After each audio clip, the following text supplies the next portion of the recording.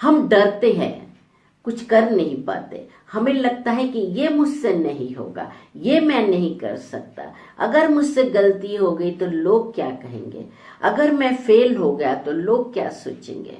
और इसी डर और असुरक्षा की भावना हमारे अंतर मन की गहराइयों तक जमकर बैठ गया है। हम ये नहीं जानते कि हम कितना काबिल है।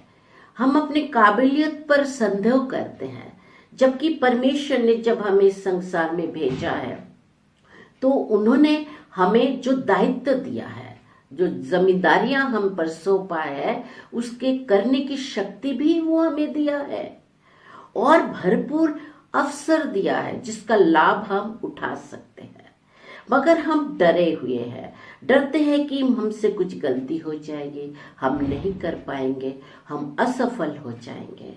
और सफल भी हो गए तो भी हम उतना सफल नहीं होते जितना हमें होना चाहिए।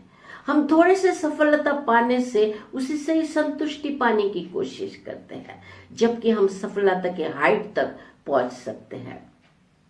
एक पेड़ कितना ऊपर उठ सकता है, जितना ऊपर वो उठ सकता है।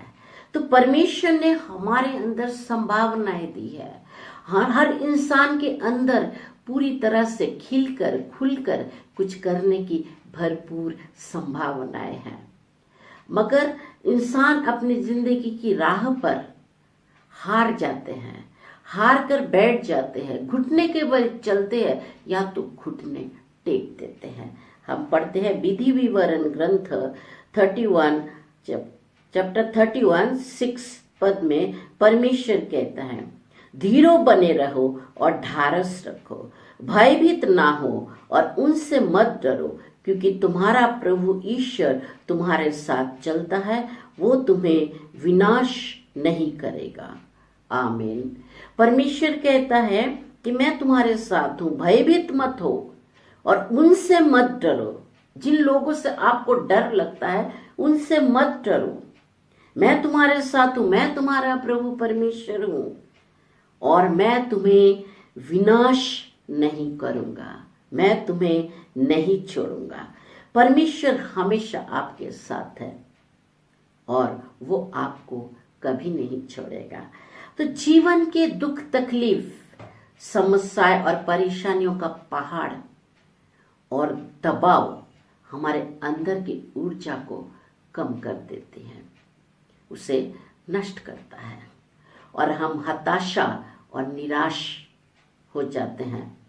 हम अपने आप को कमजोर समझ लगते हैं, हम थक जाते हैं, हमें अंदर से थकान और हताशा महसूस होने लगता है और हमें लगता है कि हम अब कुछ करने की शक्ति हम में नहीं है।